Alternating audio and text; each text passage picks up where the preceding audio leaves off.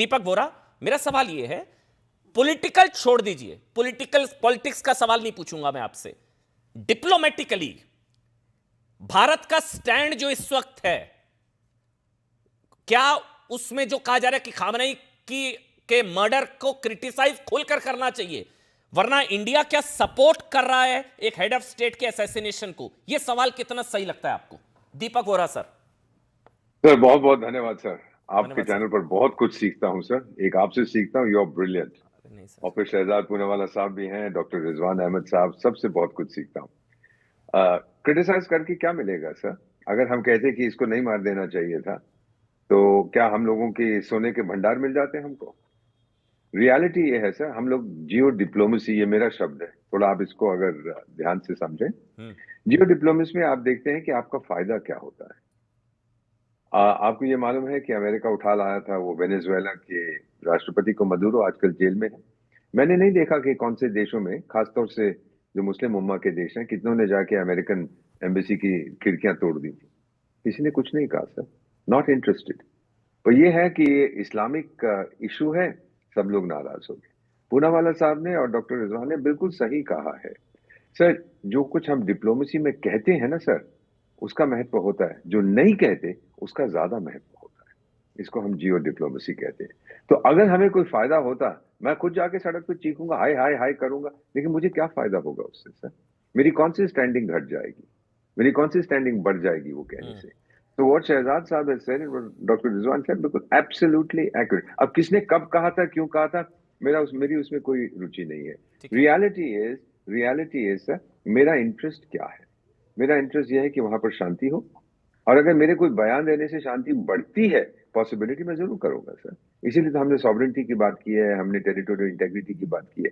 शांति हो, हम बार बार कहते नहीं, कानी साहब भी यहाँ आए थे, उनसे भी हमने, उनके प्रेस कॉन्फ्रेंस में पीएम साहब ने कहा कि भाई we should now look for stability, dialogue and diplomacy. लेकिन डायलॉग एंड डिप्लोमेसी नहीं हुआ नहीं ना सर, सर। लेकिन दीपक सर, दीपक जी, एक 30 सेकंड और मैं आपको दे रहा हूं, क्योंकि हम जितने भी जी लोग हैं ना जो अमन डिबेट जी, देख रहे हैं, मैं 30 सेकंड शहजाद, मैं आपके पास आऊंगा, क्योंकि आपके अमन लिए जी, पर्सनल कमेंट हुआ है कि आपको शर्म आनी चाहिए, मैं पूरा आपको समय दूंगा। बस एक चीज एक बार हाँ दीपक जी, भाई, मेरे लिए बहुत जरूरी बात करनी है। एग्जैक्टली शायद 30 सेकंड। मैंने वो सवाल शहजाद से भी पूछा था, वही सवाल कांग्रेस का भी है। 2 शब्द कहने में क्या प्रॉब्लम है? खामनेई की टारगेट किलिंग गलत, ये कहने में क्या प्रॉब्लम? यही सारे हर कोई पूछना चाह रहा है कि चुप्पी है ये तो मैं भारत जी। तो मैं आपसे एक और सवाल, काउंटर क्वेश्चन करता हूँ। कहने से फायदा क्या है मुझको?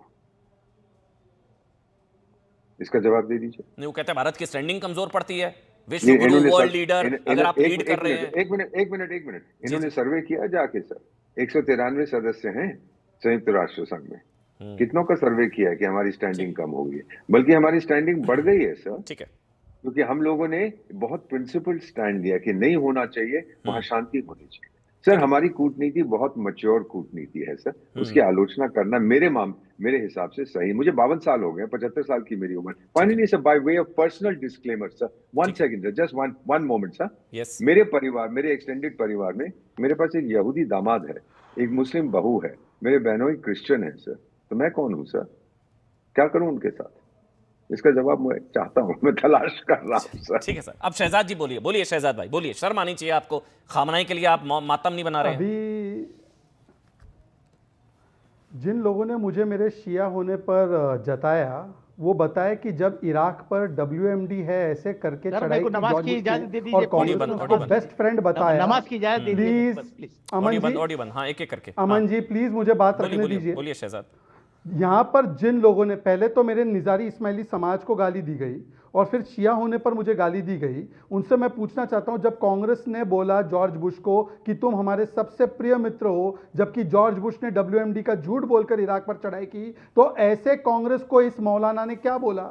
जो उम्मत की बात कर रहा है, OIC, organisation of Islamic countries ने ईरान को कंडेम किया है कि मुस्लिम देशों पर उसने हमले किए, तो क्या वो उम्मत से बाहर है? तुम्हारा उम्मा कहाँ जाता है जब यमन पर बम गिरवाए जाते हैं? तुम्हारा उम्मा कहाँ जाता है जब पाकिस्तान अफगानिस्तान के बच्चों को मारता है? तुम्हारा उम्मा कहाँ जाता है जब सीरिया के बच्चों को मारा जाता है? वो भी तो दूसरे मुस्लिम देश ही गिराते हैं बम उस पर। तब आपका उम्मा कहाँ जाता है भाई? तब आपको शिया सुन्नी कुछ याद नहीं आता। और मैं मिस्टर फराज किदवाई से पूछना चाहता हूं, क्योंकि इनके नेता ने बोला कि वो पूरे दुनिया के शियाओं के लीडर है, उनके भी लीडर है। ये खamenei जी का ट्वीट है, मुस्लिम should support the people of Kashmir and repudiate the oppressors and tyrants, मतलब कि भारतीय लोगों को टायरेंट। फिर बोलते हैं कि we are concern about Muslim situation in Kashmir, मतलब कश्मीर में सिचुएशन खराब है। फिर बोलते हैं कि दिल्ली दंगों में मुस्लिम्स का मैसिकर हुआ। फिर बोलते हैं कि इस्लाम के एनिमी में मुस्लिम्स इंडिया के प्रताड़ित हो रहे हैं और इंडिया प्रताड़ित करता है क्योंकि वो एनिमी ऑफ इस्लाम है। अब मैं पूछना चाहता हूं फराज किदवाई से कि क्या इन व्यूज से वो सहमत है? क्या ऐसे व्यूज के व्यक्ति को वो अपना लीडर मानते हैं? इधर उधर ना भागे और बताए कि क्या खamenei को वो लीडर मानते हैं? ये मैंने इसलिए सबसे पहले मैं तो बोलता हूं कि प्रॉक्सी टेरर को पैदा करने वाला खamenei, कुछ लोगों को बुरा लगेगा लेकिन फैक्ट्स है, टेरर ऑर्गेनाइजेशन को फंड करने वाला, एक देश को वाइप आउट करने की बात करने वाला, भारत की संप्रभुता को चुनौती देने वाला, भारत के खिलाफ मुस्लिम देशों को भड़काने वाला, हमास को पीओके तक पहुंचाने वाला, इंदिरा गांधी को धोखा देने वाला, 65-71 में हमारी पीठ में खंजर घोंपने वाला, अपने देश में कत्लेआम करने वाला, इसके मरने पर मातम। फराज किदवई, वो जो शहजाद पूछ रहे हैं मैं भी वही पूछ रहा हूं, Khamenei was dangerous for India, for Bharat. Faraz Kidwai. देखिए अमन जी, हाँ अमन जी, देखिए अभी आपने कहा ना कि अभी की बात करो, लेकिन फिर आप चले गए 65, 71 और 50 में। शहजाद भाई ने भी तमाम सारे सवाल उठा दिए। 2021 शहजाद भाई की बात कर रहा था मैं। अरे सुनो भैया, अरे शहजाद भाई सुन लो, विक्टिम कार्ड ना खेलो। देखिए अभी इन्होंने इराक, अरे भैया आपके लिए नहीं, मैं अमन भाई के लिए बोल रहा हूं। मैं आप ही से पूछ रहा हूं, मैं खamenei की बात कर रहा हूं। खamenei कौन आपके लिए? खamenei कौन? अच्छा चलिए बताइए आपके लिए खamenei कौन? देखिए हमारे लिए तो मोदी जी। आपके लिए खamenei कौन? क्योंकि हमारे लिए मोदी जी और खamenei साहब अपने कंट्री के लिए शहीद हो गए। अब मैं आगे बढ़ूं। कौन शहीद हो गए? क्या बोल रहे हैं आप? कौन शहीद? खamenei साहब अपने मुल्क के लिए शहीद हो गए। क्या बोल रहे हैं? हमारे लीडर मोदी जी। नहीं, ये मोदी जी के बारे में क्या बोल रहे हैं? आपने बोला मोदी जी और खamenei अपने देश के लिए शहीद हो गए, क्या बोल रहे हैं? हमारे नेता मोदी जी हैं। नहीं, मोदी जी शहीद हो गए कैसे बोल रहे हैं भाई? शहजाद भाई, ये क्या बोल रहे हैं? ये फराज किदवाई क्या बोल रहे हैं मोदी जी के विषय में? देश के प्रधानमंत्री के विषय में क्या बोल रहे हैं? मोदी जी आपके नेता नहीं, अभी आप ये बोले। मोदी जी शहीद हो गए, मोदी जी को होने दिए नेशनल टीवी पर मारने मरने की बात कर रहे हैं। अभी आप फराज किदवई आपके मुंह से गलत निकला, मैंने भी टोका, आपके मुंह से गलत निकला, माफी मांग लीजिए। आपने बोला इस देश में मोदी जी और उधर वो खamenei वो अपने देश के लिए शहीद हो गए, आपके मुंह से गलत निकला था, इसलिए मैं कह रहा हूं। हाँ बोलिए आप, बोलिए। आपने बोला कि आपके नेता कौन? मैंने नहीं पूछा ये, मैंने नहीं पूछा ये खamenei आपके लिए कौन, मैंने ये पूछा था। आप सुनिए, खamenei कौन है आपके लिए? हमारे लिए हम इंडियन हैं, हमारे लिए हमारे प्राइम मिनिस्टर मोदी जी। आगे खamenei कौन है आपके लिए? जवाब नहीं है इस बात का। आगे बढ़े। नहीं, हमारे लिए क्या है? हमारे लिए मैं बोल तो रहा हूं, हमारे लिए हमारे प्राइम मिनिस्टर इंपॉर्टेंट है। खamenei कौन है आपके लिए? हम चाहते हैं सुनिए, अरे खamenei कौन है आपके लिए? नहीं मैं नहीं बढ़ूंगा आगे, जवाब दीजिए इसका। खamenei कौन है आपके लिए? खamenei के लिए मातम मनाने वाला आपके लिए कौन है? खamenei के लिए छाती पीटने वाले आपके लिए कौन है? कौन? अरे तो बेंजामिन नेतन्याहू के लिए थोड़ी ना मैं आंसू बहा रहा हूं, मैं बेंजामिन नेतन्याहू के लिए थोड़ी ना आंसू बहा रहा हूं, आप बहा रहे हैं ना, आप बहा रहे हैं ना खamenei के लिए। आप खamenei के लिए छाती पीट रहे हैं। ये वही डोनाल्ड ट्रंप है जिसने मोदी जी के लिए कहा था कि मैं उनकी पॉलिटिक्स खत्म कर सकता हूं। बताइएगा, ये वही डोनाल्ड। अरे भाई खamenei आपके मुल्क के लिए खतरनाक। जियोपॉलिटिक्स के सूरमा बीच में मत बोलना तुम, जियोपॉलिटिक्स के सूरमा बीच में मत बोलना। रिजवान मैं तुमसे बोल रहा हूं। अरे तू तड़ा बीच में मत बोलना। हाँ रुक जाइए, आ रहा हूँ डॉक्टर रिजवान अहमद, मैं आपको टाइम दूंगा। हाँ बोलिए फराज किदवई, खamenei कौन है? खamenei कौन आपके लिए? मैं आगे बढ़ूंगा ही नहीं सर, नहीं मैं नहीं बढ़ूंगा। खamenei कौन आपके लिए? मैं बोल तो रहा हूं। खamenei कौन आपके लिए? ट्रंप आपके लिए कौन है जिन्होंने प्राइम मिनिस्टर के लिए बोला था कि मैं उनकी पॉलिटिक्स खत्म कर दूंगा? अरे वो मैं कह रहा हूं खamenei कौन है आपके लिए भाई? आपके पास जवाब नहीं है, मान लीजिए, कोई दिक्कत नहीं है, नहीं होता, ऐसे ही सवाल होते हैं जिनके जवाब नहीं होते। आपके पास जवाब नहीं होते। अरे मैं ट्रंप के लिए थोड़ी ना आंसू बहा रहा हूं, खamenei के लिए आप लोग आंसू बहा रहे हैं, खamenei के लिए आप लोग मातम। भाई 30 सेकंड दो यार, दे रहा हूं डॉक्टर रिजवान, दे रहा हूं। चलिए मुझे अच्छा लगा, खamenei के लिए एक शब्द नहीं आपके पास। डॉक्टर फराज हमारे पास, आप बोलिए ना फिर। चलिए फराज किदवई बोलिए। जी हाँ। बोलिए फराज किदवई। सुनिए डॉक्टर रिजवान 30 सेकंड पहले फराज किदवई, 30 सेकंड बाद आप बोलेंगे। फराज किदवई पहले 30 सेकंड, फिर सुनिए। हाँ सुनिए। और दीपक सर को मैं एक बात बताना चाहता हूं, दीपक सर विद ड्यू रिस्पेक्ट, कि यूएन जनरल असेंबली ने 2015 से 2024 के बीच में इजराइल के खिलाफ 173 रेजोल्यूशन पास की और ये रेजोल्यूशन कम से कम 125 कंट्री के सिग्नेचर से पास होते हैं। दीपक सर, आपको तो पता होगा, आपकी मैं बहुत रिस्पेक्ट करता हूं।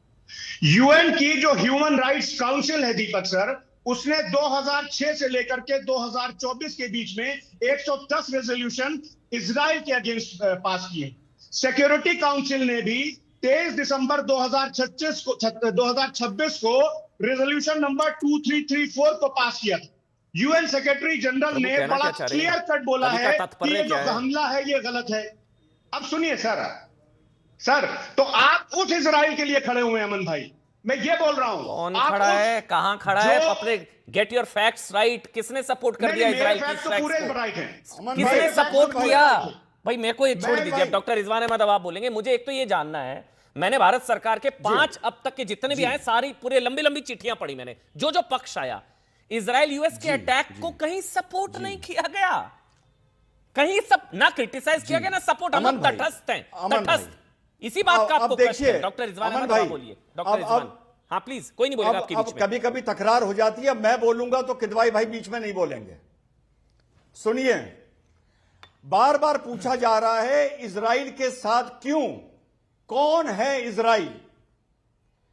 इजराइल वो है जिसने कारगिल में हमें गाइडेड मिसाइल दिए थे आतंकियों को जहन्नुम में पहुंचाने के लिए, वो है इजराइल। पहली बात। शर्त।